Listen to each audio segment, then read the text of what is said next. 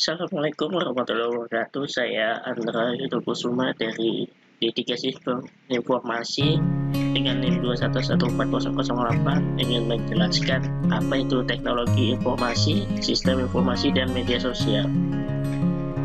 Apa yang dimaksud dengan teknologi informasi? Teknologi informasi adalah sebuah istilah yang mencakup seluruh bentuk teknologi yang digunakan untuk membuat, menyimpan, menukar, dan membuat informasi dalam berbagai bentuk atau format: bisnis data, voice conversation, image, motion pictures, presentasi, multimedia, dan lain-lain. Secara umum, teknologi informasi adalah suatu perancangan, studi, implementasi, dukungan, pengembangan, ataupun manajemen sistem informasi yang berbasis komputer, terutama pada aplikasi hardware ataupun software komputer. Dan di sini saya akan menjelaskan 5 contoh penerapan teknologi informasi di dunia pendidikan. Yang pertama, sebagai infrastruktur pembelajaran. Teknologi informasi sangat berperan sebagai infrastruktur pembelajaran di mana bahan ajar tersedia dalam format digital. Dengan begitu, proses belajar bisa dilakukan di mana saja dan kapan saja. Para murid tidak harus terpaku belajar pada tempat dan waktu yang telah ditentukan. Saat senggang dan sedang berada di tempat umum, mereka tetap bisa belajar melalui gadget mereka. Yang kedua, sebagai alat bantu dan fasilitas pembelajaran. Tidak lagi menggunakan papan tulis dan dapur, ini proses belajar mengajar didukung oleh teknologi informasi. Sebagai alat bantu dan fasilitas pembelajaran, teknologi informasi akan membuat proses belajar mengajar lebih inovatif dan menyenangkan. Cara tersebut juga dikenal efektif karena lebih modern. Untuk itu, para tenaga pendidik juga wajib untuk mengikuti perkembangan teknologi supaya bisa mengajar sesuai tren yang sedang berkembang. Para murid pun bisa mengeksplorasi ilmu pengetahuan dengan lebih luas dan secara mandiri. Yang ketiga, ada sebagai skill dan kompetensi. Penggunaan teknologi informasi harus proporsional. Maksudnya adalah teknologi informasi bisa masuk ke semua lapisan masyarakat, tapi disesuaikan dengan porsinya masing-masing.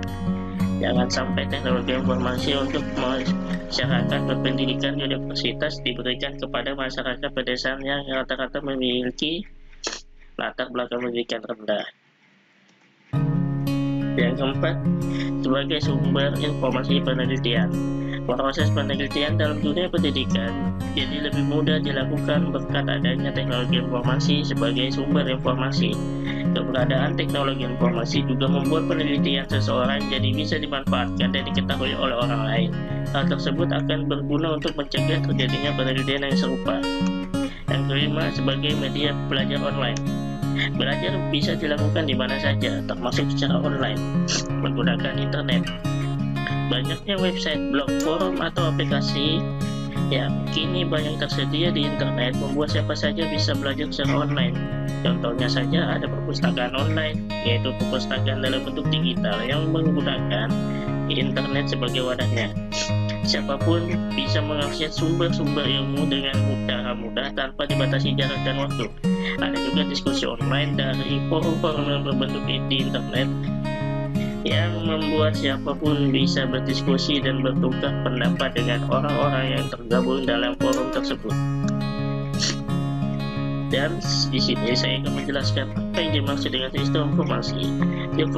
Sistem informasi merupakan sebuah sistem yang mana terdiri dari teknologi atau alat, media yang digunakan, prosedur yang terorganisir, serta sumber daya manusia yang di dalamnya bekerja sebagai sebuah kombinasi membentuk sebuah sistem yang terorganisir. Kombinasi antara teknologi dan manusia ini bekerja untuk mendapatkan sebuah informasi yang kemudian digunakan untuk mendukung suatu manajemen guna mengambil sebuah kebijakan atau keputusan.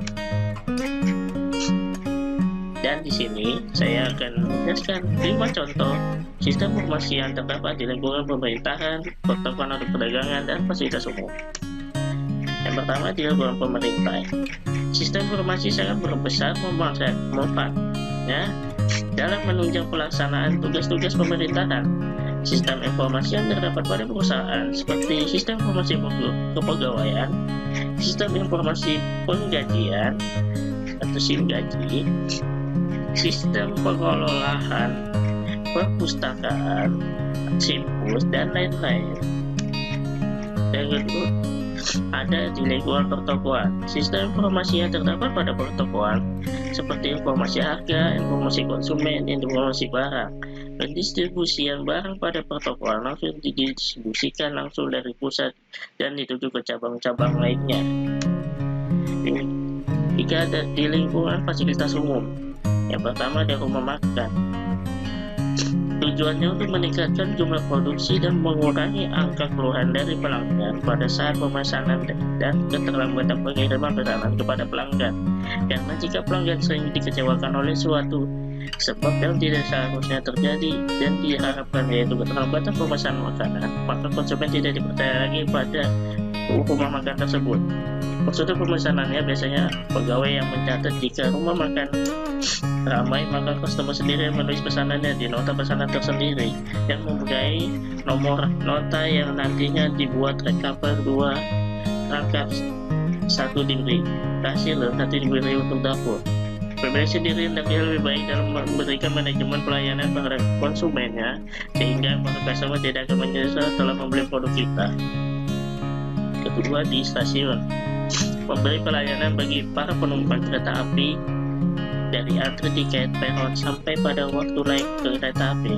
Kemampuan pihak stasiun menyelenggarakan proses yang tersedia di stasiun membuat calon penumpang ikut dalam alur proses yang terjadi sampai pada tujuan para penumpang untuk naik ke kereta yang berhenti di stasiun berikutnya. Beberapa stasiun telah memanfaatkan jaringan internet untuk dapat beroperasi 24 jam non-stop dengan mudah, membuat akun WhatsApp, WeChat, dan lain. Untuk dapat mengambil informasi yang akan diikuti oleh penumpang kereta api, informasi yang dibutuhkan oleh penumpang dapat di-save di aplikasi tersebut sehingga penumpang mampu dengan mudah mendapatkan informasi itu tanpa harus datang ke stasiun. Yang ketiga, ada bandara. Untuk meningkatkan pelayanan jasa mereka pada para penumpang dengan cara memberikan informasi yang lebih cepat sehingga dapat mempermudah pelayanan pada para calon penumpang dan dapat mengurangi waktu untuk merespon terhadap pelayanan pelanggan. Sistem transportasi udara telah mengalami berbagai kecenderungan perubahan aplikasi untuk meningkatkan efisiensi dan efektivitas dalam proses penjualan produk jasa seperti ticketing system. Adapun aplikasi untuk mengimplementasikan ticketing yang dapat dipilih diantaranya yaitu Kitos, City Terminal System Online, dan Awan Advanced Web Airlines Network. Pemesanan serta pembelian tiket dapat terlaksana tanpa harus memerlukan waktu yang lama serta meminimalkan biaya yang akan timbul karena tiket dapat diperoleh hanya membuka web. Sebagai contoh, www.airasia.com, sehingga dalam hal pemesanan hingga melakukan transaksi pembelian tiket tersebut menjadi lebih efisien dan efektif. Dan kalian tahu, dan kali di sini saya akan menjelaskan 10 sosial media yang populer di Indonesia. Yang pertama ada YouTube. YouTube merupakan sebuah website yang memfasilitasi penggunanya untuk berbagai video yang mereka miliki atau sebatas menikmati berbagai video klip yang diunggah oleh berbagai pihak. Terdapat berbagai macam video yang dapat diunggah ke situs ini, seperti misalnya video klip musik dari musisi tertentu, film pendek, film televisi, trailer film, video edukasi, video blog para vlogger, video tutorial berbagai macam aktivitas, dan masih banyak lagi. Dan YouTube sini memberikan manfaat, yaitu memberikan layanan gratis. Yang kedua, download beberapa video tertentu. Yang ketiga, mengakses dan berbagi informasi seputar hal-hal teknis. Yang keempat, mengakses video streaming. Yang kelima, mengenalkan pemasaran produk. Yang keenam, mengakses video informatif. Yang tujuh, mendukung industri hiburan. Yang delapan, menguatkan branding lembaga atau institusi. 9, mengetahui respon dan komentar khayal. Yang 10, memfasilitasi pengguna menguasai skill dasar membuat video. Yang kedua ada Facebook. Facebook adalah sebuah situs jejaring sosial yang memungkinkan pengguna dapat saling berinteraksi dengan pengguna lainnya di seluruh dunia. Frasa buku muka merupakan prinsip dasar yang membedakan Facebook dengan jejaring sosial lainnya, yaitu menampilkan seluruh informasi dari penggunanya tersebut. Manfaat dari Facebook: yang pertama, menambah teman. Yang kedua, berkomunikasi dengan banyak orang dari berbagai tempat. Yang ketiga, berusaha mencari kerja dan lowongan kerja. Yang keempat, sebagai promosi dan perusahaan tertentu. Yang kelima, sebagai hiburan dan melepas stres. Yang keenam, meningkatkan kepercayaan diri individu. Yang ketujuh, online shop. Yang kedelapan, mengenalkan toko itulah. Yang sembilan, mempertemukan seseorang dengan komunitas hobi yang sama. 10, melakukan sharing files dan foto. Yang ketiga di Instagram. Instagram lebih sering disebut sebagai istilah pendek IG atau Insta. Definisi istilah ini mengacu pada aplikasi berbagai foto dan video yang memungkinkan penggunanya untuk mengambil foto dan video, kemudian menerapkan filter digital lalu membagikannya ke berbagai jejaring sosial. Manfaat Instagram yaitu: yang pertama, mencari teman. Yang kedua, album foto. Yang ketiga, sebagai platform untuk berkreasi. Yang keempat, membagikan ilmu. Yang kelima, mencari inspirasi. Yang keenam, update berita terkini. Yang ketujuh, tempat menghibur diri. Yang keempat, tempat narsis. Yang sembilan, mencari lawan kerja. Yang ke-10, menjadi selebgram dan dapatkan penghasilan. Yang keempat ada WhatsApp. WhatsApp Messenger atau WhatsApp merupakan sebuah aplikasi pemesanan messenger instan dan lintas platform. Pada smartphone yang mungkin pengguna mengirim dan menerima pesan seperti SMS tanpa menggunakan pulsa melainkan koneksi internet. WhatsApp memiliki basic yang mirip dengan BlackBerry Messenger. Manfaat WhatsApp: yang pertama, personal atau grup chat. Yang kedua, media pendidikan. Yang ketiga, media bisnis. Yang keempat, berbagai informasi dan berita. Yang kelima, video dan voice call. Yang keenam, membuat satu-satu story. Yang ketujuh, komunitas. Kelima ada Twitter. Twitter adalah layanan jejaring sosial atau biasa juga dibilang microblog dari link yang memungkinkan pengguna untuk mengirim, membaca, dan membalas pesan teks hingga 280 karakter, dikenal dengan sebutan kicauan atau tweet. Pada awal Twitter hanya mengizinkan pengguna untuk mengirim tweet maksimal 140 karakter. Namun pada tanggal 7 November 2017, Twitter menambahkan jumlahnya menjadi 240 karakter.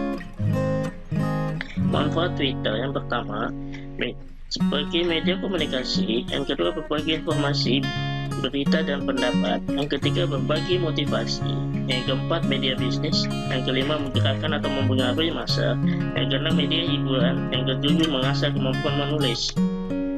Yang keenam ada Line. Line merupakan sebuah aplikasi yang dapat digunakan oleh pengguna untuk saling berkomunikasi. Aplikasi Line juga sering disebut sebagai aplikasi mengirim pesan instan. Aplikasi ini juga dapat diunduh secara gratis dan berbagai platform, yakni smartphone, tablet, hingga komputer.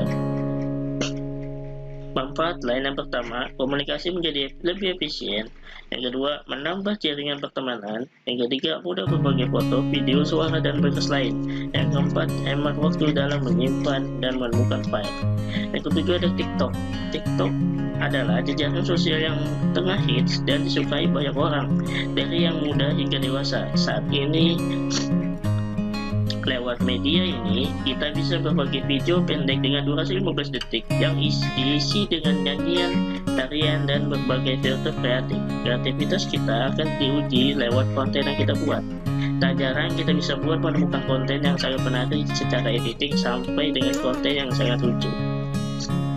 Berikut manfaat TikTok: yang pertama, sebagai hiburan. Yang kedua, meningkatkan kreativitas. Yang ketiga, mengetahui berbagai informasi. Yang keempat, menambah pertemanan. Yang kelima, meningkatkan percaya diri. Yang kedelapan ada Pinterest. Pinterest merupakan aplikasi virtual film board yang memungkinkan Anda untuk bisa mengunggah foto yang bisa dimasukkan ke dalam